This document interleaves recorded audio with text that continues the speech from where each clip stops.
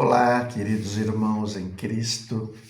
Que alegria estarmos aqui mais uma vez juntos para que possamos aprender um pouquinho mais, né? Para que a gente possa estar discorrendo sobre os ensinos que essa boa nova nos traz. Que a doce paz do nosso Mestre Jesus nos envolva neste momento, nos trazendo alegria, nos trazendo a paz que tanta gente precisa, né? Em nossos corações, e não somente nos nossos corações, mas também nos nossos lares, né? Como é gostoso, como é gratificante estarmos falando sobre os ensinos do nosso Mestre Jesus. Hoje o tema designado, ele está contido no livro Caminho, Verdade e Vida, no item 99. Livro este, como vocês sabem, psicografado pelo nosso querido Francisco Cândido Xavier, ditado pelo Espírito de Emmanuel, e o tema é prometer. Ele foi retirado da segunda epístola de Paulo, no capítulo 2, versículo 19, e diz: prometendo-lhes liberdade, sendo eles mesmos servos da corrupção? Como eu sempre digo, né, em nossos encontros, é importante que a gente conheça o contexto, as circunstâncias, né, que levaram Pedro a escrever isso, esse versículo 66. Essa segunda epístola de Pedro, segundo alguns autores, foi escrita entre 65 e 68, já da era cristã, quando de sua prisão em Roma, já um pouquinho antes da sua morte, né? Do seu desencarne. Segundo Pedro, essa epístola contém valiosos ensinamentos sobre falsos profetas e sobre a justiça de Deus. Pedro chama atenção para a presença desses falsos profetas entre os cristãos e seus ensinamentos enganosos. Gente, nós estamos falando de 2000 anos, né? Parece que a gente está falando de hoje. Como é atual, né? O Evangelho. Não só os 4 evangelhos, como as epístolas, como todo o Evangelho atual. Pedro também enfatiza a gravidade desse problema, né? A necessidade de estarmos sempre vigilantes para não sermos enganados e também não sermos afastados da fé. Pedro fala sobre a natureza desses falsos profetas e suas técnicas, as suas táticas para enganar aqueles menos avisados. Como aconteceu no passado, também surgirão no futuro, trazendo divisão e destruição. Palavras de Pedro. Trazendo a distorção da verdade e a propagação de doutrinas falsas, ensinando mentiras e negando a Deus. Pedro também chama atenção para a motivação pessoal motivação pessoal desses falsos profetas, que é ter lucro pessoal, é ter sucesso material. esse sucesso na vida, né? De querer estar bem, não só financeiramente falando. Eles se preocupam mais com isso do que, na verdade, em servirem a Deus.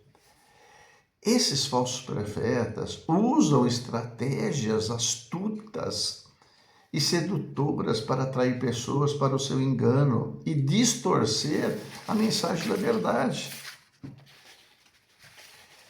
Segundo Pedro ainda, os falsos profetas são pessoas presunçosas e audaciosas que gostam de exibir sua influência e poder, que prometem grandiosidade e prosperidade, mas não conseguem entregar aquilo que prometem. Gente, volto a falar, não parece os dias de hoje? Não parece que Pedro está escrevendo isso para aquelas igrejas lá há 2000 anos atrás? Então, o fato deles não entregarem, deles prometerem e não entregarem o que prometem, chegamos ao nosso versículo 19, aonde Emmanuel, de uma forma maravilhosa, como todas as suas análises, né, sobre o Evangelho, em todas as suas obras, né,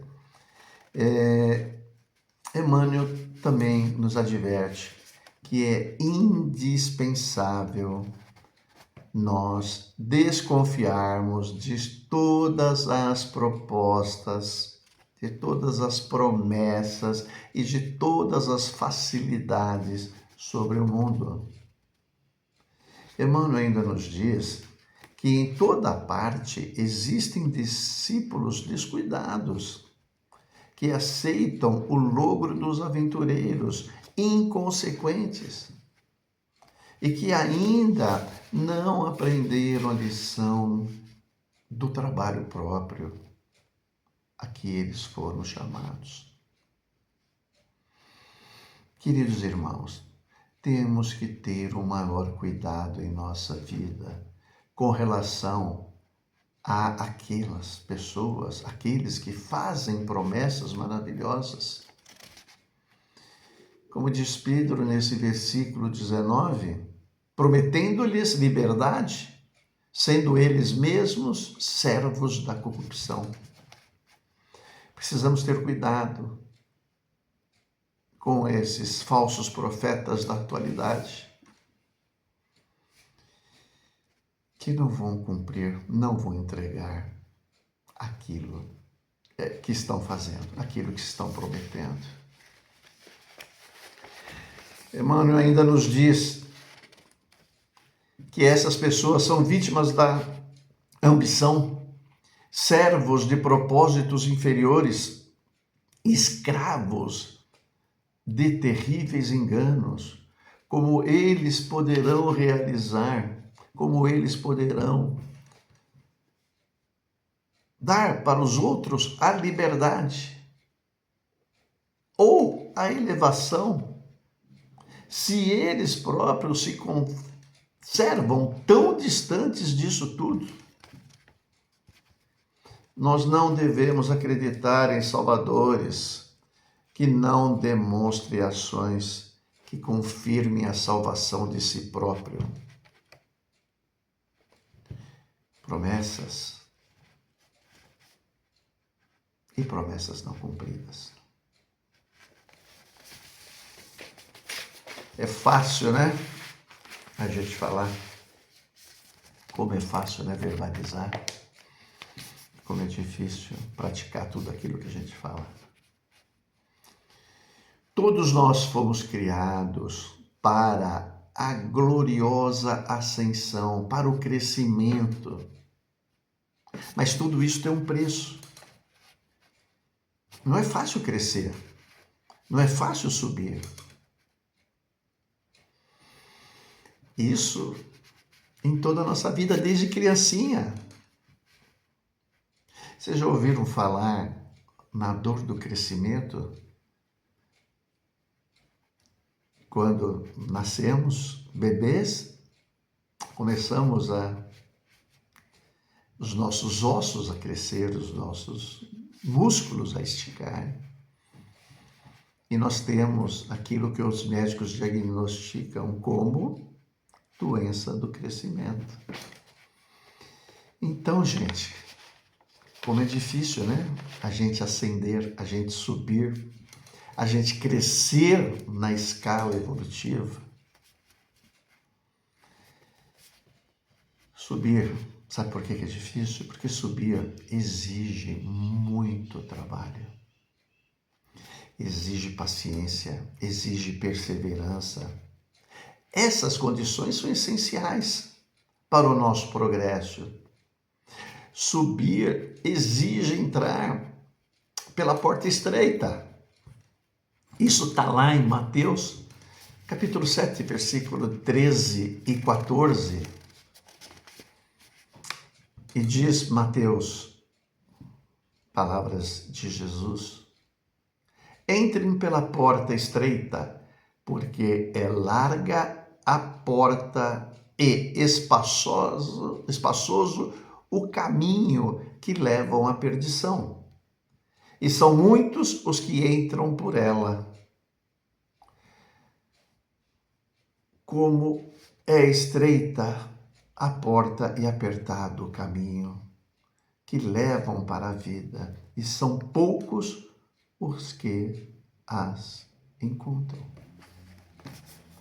Crescimento exige que tomemos decisões, renúncia, uma vida transformadora, uma vida de transformação, uma vida de reforma íntima. E não é um caminho confortável, mas é o único caminho que nos leva à vida eterna. Jesus é o nosso caminho. E ele disse, né? Eu sou o caminho, a verdade e a vida. Título do livro que nós estamos analisando hoje, esse item. Queridos, optar pela porta estreita leva-nos ao crescimento espiritual, a um senso mais profundo de propósito. E a promessa, essa do Mestre Jesus, sim, será cumprida. Ele nos fez essa proposta. Agora, se alguém te prometer facilidades, não acredites. Porque só é fácil descer. Passar pela porta larga. E é bem possível que esse alguém esteja descendo e querendo te levar junto. Cuidado. Analise. Nada nessa vida, gente, como a gente costuma dizer, cai do céu.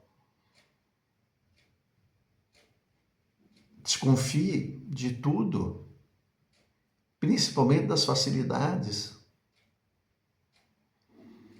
E como nós caímos. Quando alguém te prometer facilidades na vida, não acredite. Quando alguém te prometer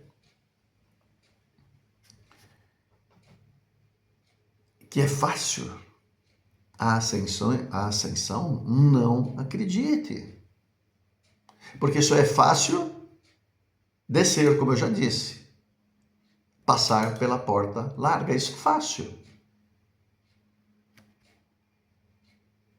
Vocês ou nós, né, vamos dizer assim, queremos estar descendo ou queremos estar subindo?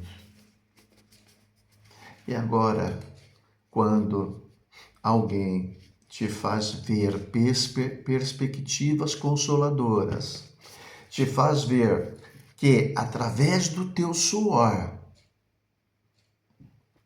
que através do teu esforço pessoal,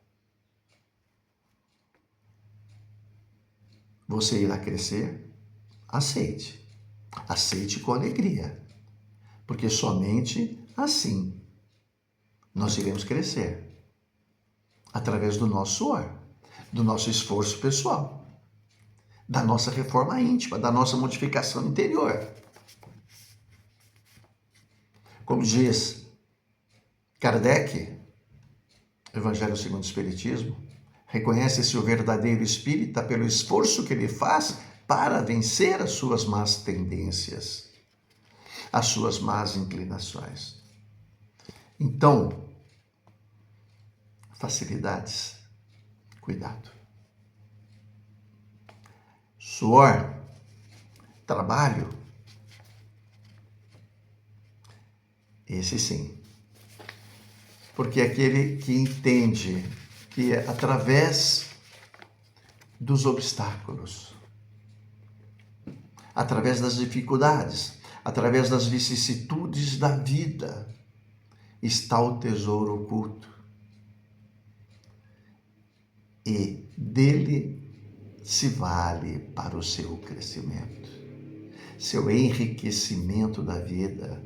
Esse está subindo. E este é digno de que seja seguido.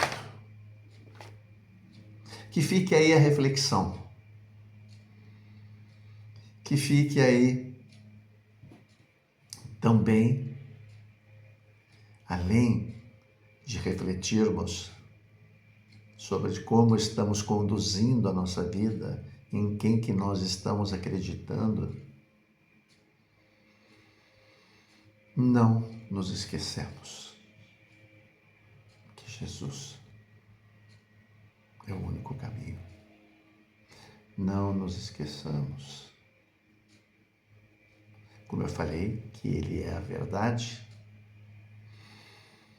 Ele é o caminho, Ele é a vida, e nenhum de nós chegará ao Pai se não for por Ele.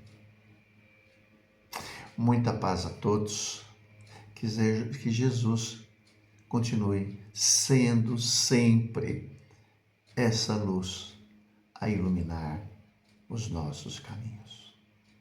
Fiquem com Deus.